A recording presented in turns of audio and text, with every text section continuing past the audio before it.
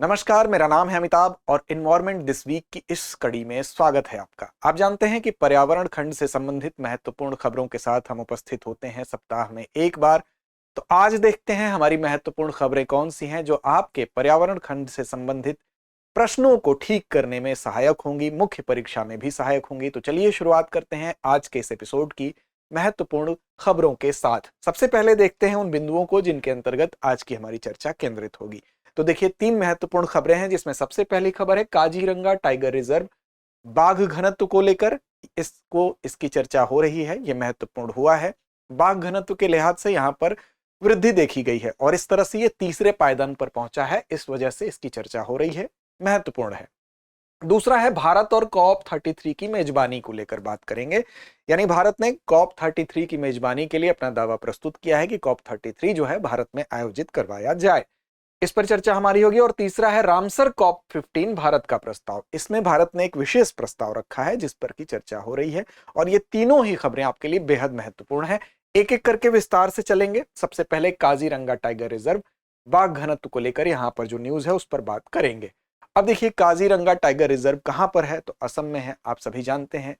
अगर बात करें टाइगर रिजर्व की, यहां पर चर्चा इसीलिए है क्योंकि ये बांदीपुर और कार्बेट के बाद तीसरा ऐसा टाइगर रिजर्व बन गया है जहां पर बाघों की संख्या सर्वाधिक है।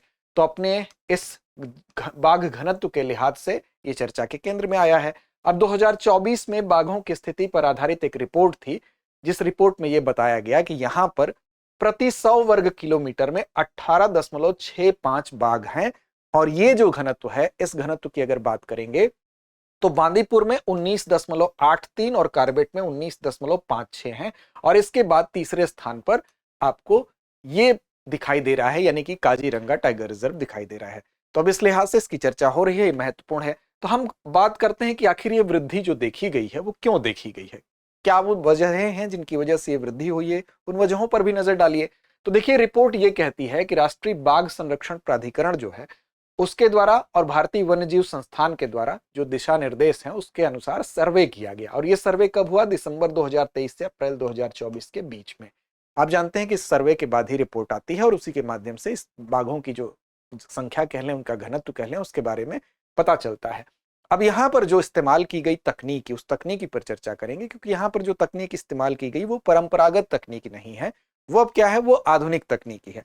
परंपरागत तकनीकी में क्या होता था कि बाघों के फुटप्रिंट से, यानी कि उनके पैरों के निशान से, उनके मलमूत्र से इनकी जांच करके हम पता करते थे बाघों की संख्या, जो कि एक अनुमानित संख्या होती थी, सटीक नहीं होती थी। कई बार उसमें जो बाघों का पदचिन्ह है, बाघों के जो फुटप्रिंट है, उसके माध्यम से बहुत सटीक जानकारी नहीं मिल पाती थी, उसमें दोहराव होने की संभावना होती थी।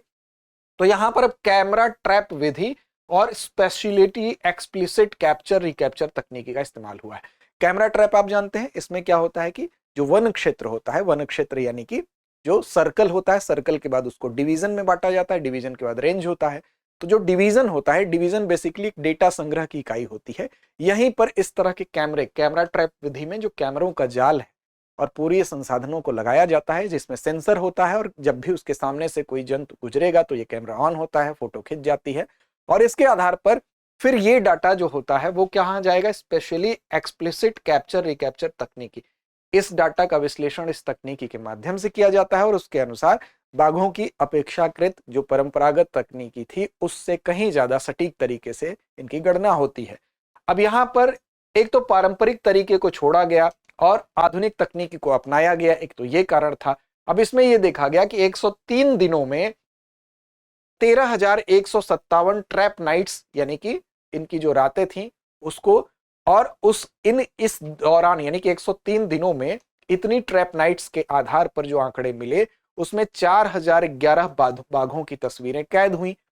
अब इन तस्वीरों का यहां पर विश्लेषण किया गया स्पेशली एक्सप्लिसिट कैप्चर रिकैप्चर तकनीकी के इस्तेमाल के माध्यम से। अब यहां पर कुल मिला के जो निष्कर्ष निकला वो क्या निकला?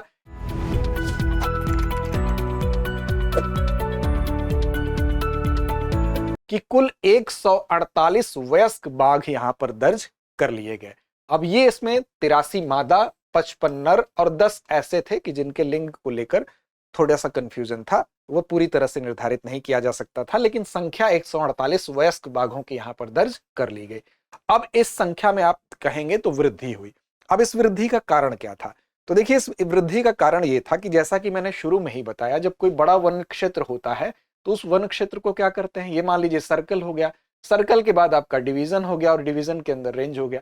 तो जो डिवीजन आपका होता है, विभिन्न, हम इसको डिविजन्स में मान लीजिए डिवाइड कर दिए, पूरा सर्कल है, इसको हम कई डिवीजन में, कई भागों में विभाजित कर दिए जहां पर हमको बाघ की गणना करनी है। अब इन इन अलग अलग डिविजन्स को आप मान लीजिए यहां पर अलग अलग जगहों पर, यानी कि हमको अगर बड़े क्षेत्र में काम करना है तो कई छोटे छोटे उसको क्षेत्रों में बांट लेते हैं और डेटा संग्रह इकाई के तौर पर ये डिवीजन काम करते हैं। वहीं पर ये सारे सेंसर्स वाले कैमरे और ये तकनीकी का इस्तेमाल किया जाता है। तो यहाँ क्या किया गया कि जो डिवीजन है उसमें विश्वनाथ वन्यजीव डिवीजन ये पहली बार शामिल किया गया और इस डिवीजन में देखा गया 27 बाघ, यानी कि इस डिवीजन को शामिल करने से 27 बाघ और देखने को मिले। तो ये कहा जा सकता है कि विश्वनाथ डिवीजन, जो कि असम राज्य में ही है और काजीरंगा टाइगर रिजर्व से सटा हुआ है, और इसको शामिल करने की वजह से बाघों में 27 बाघों का इजाफा देखा गया। और ये बेसिकली यह क्षेत्र कहां पर है? ब्रह्मपुत्र नदी के उत्तरी किनारे पर ही स्थित है और इससे एक महत्वपूर्ण जैविक कॉरिडोर भी बनाता है। तो इस डिवीजन के शामिल करने की वजह से इस संख्या में इजाफा दिखाई दिया। साथ ही साथ पूर्वी असम वन्यजीव डिवीजन में बाघों की संख्या 104 2022 में जो थी उससे बढ़कर 115 हुई। यह भी इजाफा का एक कारण हुआ 2024 के इस रिपोर्ट के आधार पर। नगांव डिवीजन में 6 बाघों की संख्या यथावत रही, यानी पहले जितनी थी उतनी रही। कहने का मतलब कि हमने जो एक नया डिवीजन बनाया उसमें संख्या जो वृद्धि देखी गई वो बहुत बड़ा योगदान है यहाँ पर 148 वयस्क बाघों को दर्ज करने के लिए। आसान भाषा में आप ऐसे समझें कि मान लीजिए इस सर्किल में हमने यहाँ डिवीजन बनाया था, पिछली बार यहाँ बनाया था, यहाँ बनाया था, यहाँ बनाया था, और इस क्षेत्र में हमने डिवीजन नहीं बनाया, तो हमारी गणना जिस वक्त हो रही थी उस वक्त हो सकता है कि कुछ बाघ इस डिवीजन में रहे हों और वो इस गणना में, इस चित्र में ना आ पाए हों, साथ साथ परंपरागत तकनीक अपना रहे थे। इस बार हमने क्या किया कि यहां भी डिवीजन बना दिया। तो अब ये हम कह सकते थे पहले की तुलना में हमारा क्षेत्र व्यापक हो गया, ज्यादा से ज्यादा जगहों पर हम बाघों को कैप्चर कर पा रहे हैं और तकनीक भी आधुनिक हो जा रही है, तो इसलिए ये आपको वृद्धि देखने को मिलती है। अब यहां पर अगर काजीरंगा टाइगर रिजर्व की बात कर लें तो ये, इसका कुल क्षेत्रफल 1307.49 वर्ग किलोमीटर है और बेसिकली अगर हम इसकी बात करें तो 1908 में ही एक राष्ट्रीय उद्यान के तौर पर, सबसे पहले 1908 में क्या हुआ, राष्ट्रीय उद्यान के तौर पर यह स्थापित हुआ था। उसके बाद आप जाएंगे आगे और बढ़ेंगे तो असम राज्य के पहले स्थित कहां है, तो असम राज्य के गोलाघाट और नागोन जिला है वहां पर। तो नागोन जिला और गोलाघाट के क्षेत्र में इसका विस्तार दिखाई देता है। अब 1900, फिर आप और आगे बढ़ेंगे 1908 के बाद और 1974 में जाएंगे तो 1974 में इसको क्या घोषित कर दिया जाता है, 1974 में। पहले 1908 में क्या हुआ, पहले 1908 में ये राष्ट्रीय उद्यान बना और 1974 में इसको राष्ट्रीय उद्यान घोषित कर दिया गया। ठीक है, अब देखिए, स्थापित काजीरंगा राष्ट्रीय उद्यान के नाम से 8 में हो गया था, लेकिन 1974 में जाकर इसको राष्ट्रीय उद्यान घोषित कर दिया गया था। वर्ष 1985 में फिर क्या हुआ, 1985 में इसको यूनेस्को के द्वारा विश्व धरोहर स्थल के रूप में भी घोषित कर दिया गया। 2006 आते आते इसको टाइगर रिजर्व घोषित कर दिया गया। तो फिलहाल जिस टाइगर रिजर्व की बात हम कर रहे हैं तो 2006 में ये टाइगर रिजर्व बना था। ये आप याद रखेंगे कि 2006 में काजीरंगा टाइगर रिजर्व, केटीआर जिसको शॉर्ट फॉर्म में कहते हैं, वो बना था। अब 200 से अधिक भारतीय एक सींग वाले जो गैंडे होते हैं वो यहाँ पर पाए जाते हैं और उसी के लिए विशेष तौर पर ये संपूर्ण आबादी अगर उनकी देखें पूरे विश्व में तो उसका 2/3 है। तो इसकी वजह से मुख्य प्रसिद्धि का कारण क्या है, एक सींग वाले गैंडे जो यहाँ पाए जाते हैं वो इसकी मुख्य प्रसिद्धि का कारण है, ये आप याद रखेंगे। अब यहाँ पर देखिए 1997 में पहली बार बाघों की गणना में यहाँ पर 80 बाघ पाए गए थे। 2019 में बाघों की संख्या 121 तक पहुंची, लेकिन 2022 में घटी, फिर संख्या 104 रह गई थी। लेकिन वर्तमान में जो 2024 की रिपोर्ट है उसमें 148 संख्या हो गई है, जो कि वृद्धि है और ये तीसरे पायदान पर पहुंच गया है, तो इसलिए इसकी चर्चा हो रही थी। अब इसमें नवीनतम संरक्षण कार्यों में आप देखेंगे 200 वर्ग किलोमीटर भूमि का विस्तार हुआ है, जैसा कि मैंने उदाहरण देकर आपको बताया था जो विश्वनाथ डिवीजन है उसकी वजह से, जिसमें कि 12.82 वर्ग किलोमीटर अतिक्रमण मुक्त क्षेत्र भी शामिल है, यानी वहां पर किसी तरह का अतिक्रमण नहीं है। यह विस्तार बुराचपोड़ी लाउखोवा अभयारण्यों के तहत भी हुआ है, यानी कि एक और ये क्षेत्र है ये भी इसमें जुड़ा है जो कि इसके विस्तार में सहायक हुआ है। तो ये काजीरंगा टाइगर रिजर्व के चर्चा में होने का कारण था। अगली खबर हमारी है भारत और COP33 की मेजबानी। अब देखिए भारत जो है, इस खबर के बारे में अगर बात करें तो COP33 की मेजबानी के लिए भारत ने क्या किया है, प्रस्ताव दिया है कि हमें COP33 की मेजबानी सौंपी जाए। अब यहां पर अगर हम बात करेंगे तो कॉप 28 जो दुबई में हुआ है उसमें पीएम मोदी जो है वो संबोधन के दौरान ही इस प्रस्ताव की घोषणा किए हैं। उन्होंने कहा है कि कॉप 33 जो है वो जब हो तो उसकी अध्यक्षता भारत करने के लिए तैयार है। और पर्यावरण मंत्रालय ने क्या किया है कि 15 जुलाई 2025 को कॉप 33 सेल का भी गठन करने की घोषणा की है। अब ऐसे में अगर इसको यूएनएफसीसी के द्वारा स्वीकार कर लिया जाता है तो हम कह सकते हैं कि भारत को ये इस पर मुहर लग जाएगी और भारत इसकी मेजबानी करेगा, जिसकी संभावना है। कॉप क्या होता है? तो कॉन्फ्रेंस ऑफ पार्टीज होता है, यानी कि यूएनएफसीसी यदि संयुक्त राष्ट्र framework convention on climate change इसको एक्सेप्ट कर लेता है तो क्या होगा, इसको स्वीकृति मिल जाएगी। और अगर स्वीकृति मिल जाएगी तो भारत क्या होगा, कॉप सम्मेलन को आयोजित भारत में होना ये पहली बार नहीं होगा बल्कि ये दूसरी बार हो जाएगा। इससे पहले कॉप 8 जो हुआ था, यानी कि कॉप 8 कब हुआ था? 2002 में हुआ था। तो उसके बाद यानी कि कॉप 8 जो आपका 2002 में हुआ था, अगर उसके बाद आप देखें इसकी स्वीकृति मिल जाती है तो कॉप जो आपका 33 होगा उसकी भी मेजबानी होगी और ये दूसरी बार होगा।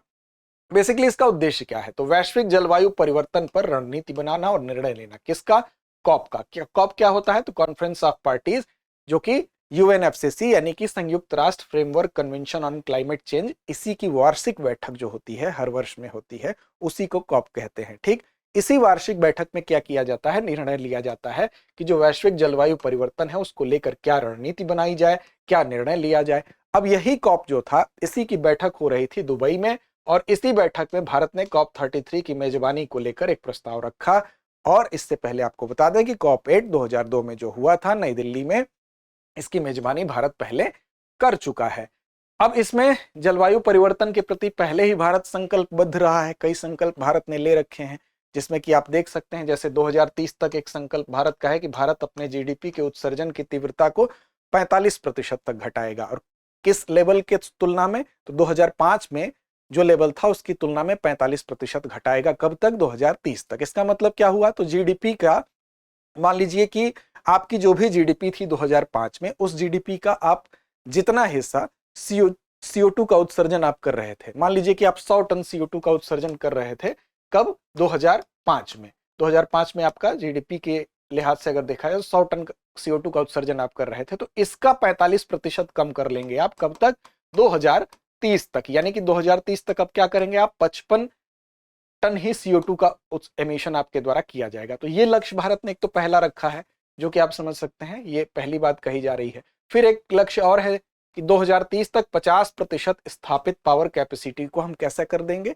उसके स्वरूप को हम गैर जीवाश्म ईंधन पर आधारित कर देंगे, यानी कि जो फॉसिल फ्यूल है नॉन फॉसिल पर आधारित कर देंगे। यानी कि परंपरागत जो गैर जीवाश्म है, या चाहे वो पवन ऊर्जा हो गया, सोलर एनर्जी हो गई, उससे प्राप्त करने का लक्ष्य है। कब तक? 2030 तक। हालांकि इस लक्ष्य को भारत ने समय से पहले ही प्राप्त कर लिया है, 2025 में ही भारत ने इसको हासिल कर लिया है, जहां की आपको जो गैर जीवाश्म ईंधन से है, आप देख सकते हैं 245 गीगावाट से अधिक नवीकरणीय ऊर्जा से हम फिलहाल ऊर्जा प्राप्त कर रहे हैं। तो इस लक्ष्य को भारत ने 5 वर्ष पहले ही अचीव कर लिया है। साथ ही भारत ने एक और दीर्घकालिक लक्ष्य भी निर्धारित किया है जलवायु परिवर्तन के प्रति अपने संकल्प को देखते हुए कि 2070 तक हम क्या करेंगे? नेट जीरो एमिशन, यानी कि नेट जीरो का जो लक्ष्य है उत्सर्जन का, उसको भी प्राप्त कर लेंगे। तो भारत के संदर्भ में ये खबर महत्वपूर्ण थी। अगला है रामसर कॉप 15 भारत का प्रस्ताव। अब ये प्रस्ताव क्या है, इस पर भी देख लीजिए। भारत ने यहाँ पर रामसर कॉप 15 में एक प्रस्ताव रखा है। रामसर कन्वेंशन की पहले बात कर लें अगर, तो रामसर कन्वेंशन आप जानते हैं कि ईरान में हुआ था। ईरान का ही एक शहर था जिसका नाम था रामसर, और वहीं पर ये एक अंतर्राष्ट्रीय संधि हुई थी। और इस अंतर्राष्ट्रीय संधि में इसका उद्देश्य ही था कि जो आर्द्र भूमि है, उस आर्द्र भूमि के कोई संरक्षण को लेकर यह संधि की गई थी। आर्द्र भूमि यानी कि वेटलैंड। वेटलैंड क्या होता है? तो ऐसे प्राकृतिक क्षेत्र होते हैं जहां पर भूमि और जल दोनों मिलते हैं, जैसे दलदल भी हो सकता है, या जहां भी भूमि और जल मिल रहे हैं वो क्षेत्र आर्द्र भूमि कहलाती है। अब इसका भी कॉप होता है, यानी कॉन्फ्रेंस ऑफ पार्टीज होती है। उसकी बैठक, जो वार्षिक बैठक होगी, उसको कॉन्फ्रेंस ऑफ पार्टीज कहते हैं। तो इसमें क्या हुआ है, क्या होता है कि जो सदस्य होते हैं, सदस्य देशों की जो नियमित बैठक है, उसको यही कॉप के नाम से जाना जाता है। अब इसमें इसी के रामसर साइट्स के ही संरक्षण के विषय में, रामसर जितने स्थल हैं उनको कैसे संरक्षित किया जाए, इसके विषय में निर्णय लिया जाता है। तो यहां पर भारत ने जो रामसर सम्मेलन 15 था, कॉप 15 था, जो कि अभी फिलहाल कहाँ हुआ था, तो विक्टोरिया फॉल्स जिम्बाब्वे में आयोजित हुआ है। यहां पर भारत ने क्या किया है, एक महत्वपूर्ण प्रस्ताव रखा है, और उस प्रस्ताव में भारत ने क्या कहा है, भारत ने कहा है कि जो वेटलैंड्स हैं हमारे, जो हमारी आर्द्र भूमियां हैं, उसका उपयोग किस तरह हो, समझदारी पूर्ण उपयोग के लिए एक स्थायी जीवन शैली को बढ़ावा देना, यानी कि promoting sustainable lifestyle for the wise use of wetlands, ये प्रस्ताव भारत ने रखा है और इस प्रस्ताव की सराहना भी हुई है। सस्टेनेबल लाइफस्टाइल क्या है, तो सस्टेनेबल लाइफस्टाइल का मतलब होता है कि एक ऐसी स्थायी जीवन शैली पर जिस पर जोर देने की बात की गई है, यानी कि एक ऐसी लाइफस्टाइल, एक ऐसा जीवन जिससे कि पर्यावरण को कम नुकसान पहुंचे, और साथ साथ पर्यावरण को कम नुकसान पहुंचाने के साथ साथ संसाधनों का संतुलित उपयोग भी हो। यानी कि अगर रामसर जो स्थल है उनका आप उपयोग कर रहे हैं तो इस तरह से उपयोग करिए कि संसाधनों का दुरुपयोग ना हो, उनको नुकसान ना हो, लंबे समय तक ये संसाधन चल सके, यानी सस्टेनेबल तरीके से हो सके। अब यहां पर 172 सदस्य देश है और साथ साथ 6 अंतरराष्ट्रीय संगठन थे। इन लोगों ने, पर्यवेक्षकों ने इस प्रस्ताव का समर्थन भी किया, यानी भारत के इस प्रस्ताव के समर्थन की वजह से भारत के, हम कह सकते हैं कि इस प्रस्ताव की सराहना भी हुई। अब देखिए, वेटलैंड संरक्षण के लिए स्थायी जीवन शैली को बढ़ावा देने संबंधी जो प्रस्ताव है, इसमें क्या कहा गया, जो वेटलैंड्स हैं इनका वाइज यूज किया जाए, स्थायी जीवन शैली यानी सस्टेनेबल लाइफस्टाइल को अपनाने की आवश्यकता दी गई। वाइज यूज का मतलब ही हुआ यानी कि बुद्धिमत्तापूर्ण उपयोग किया जाए, यानी कि हम जो वेटलैंड्स हैं उसका इस तरह से उपयोग करें ताकि वेटलैंड्स के दुरुपयोग न होने पाए और पारिस्थितिक संतुलन बना रहे और स्थानीय लोगों को लाभ भी मिलता रहे, ये दोनों काम हो, यानी कि सस्टेनेबल तरीके से इसको किया जाए।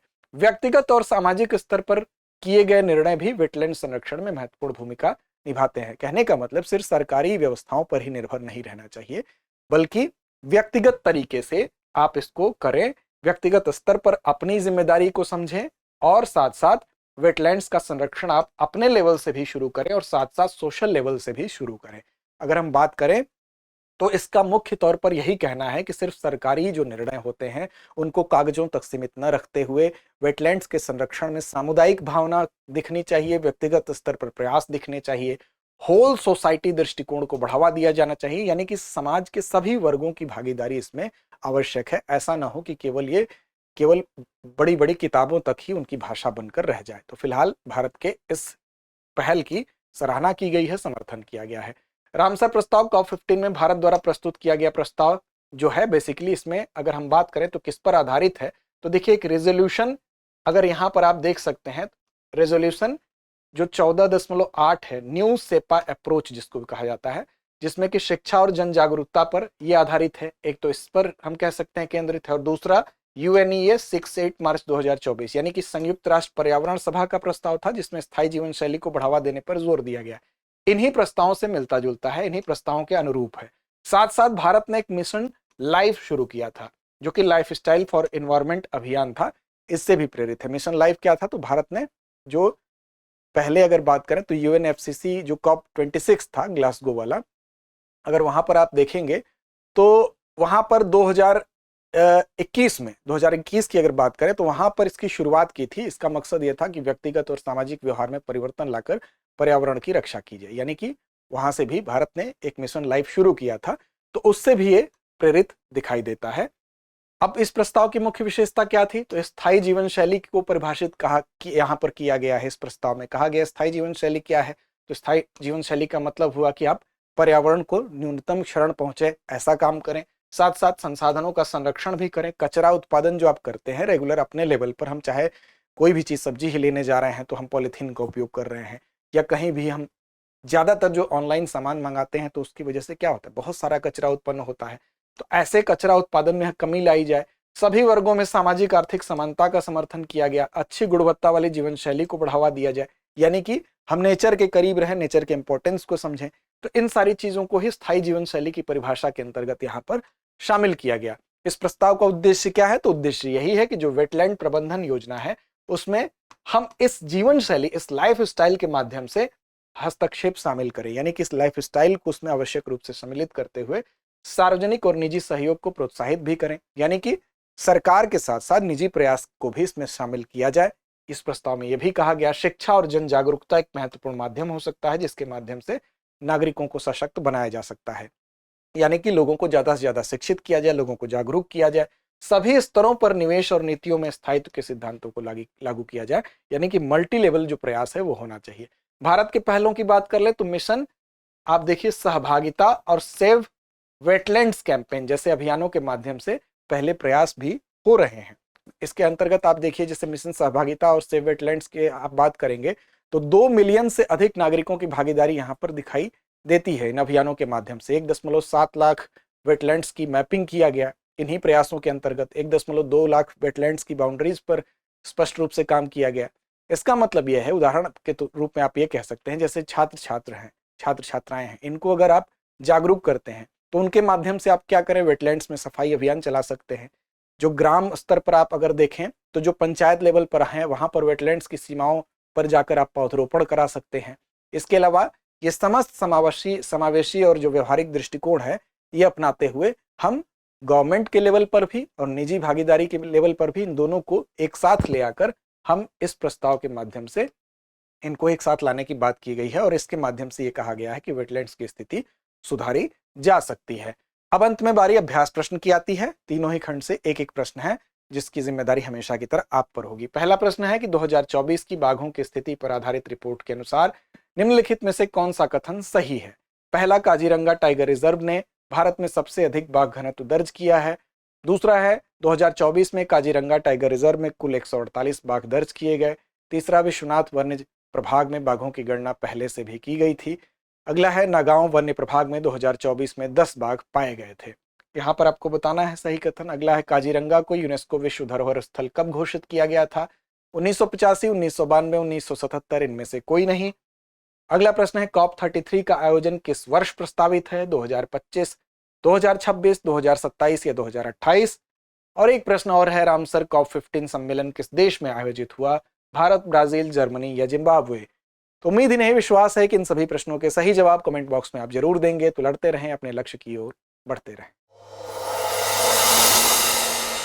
डियर व्यूअर्स, अपने एग्जाम की तैयारी को और बेहतर करने के लिए हमारे चैनल को लाइक, शेयर और सब्सक्राइब करना न भूलें।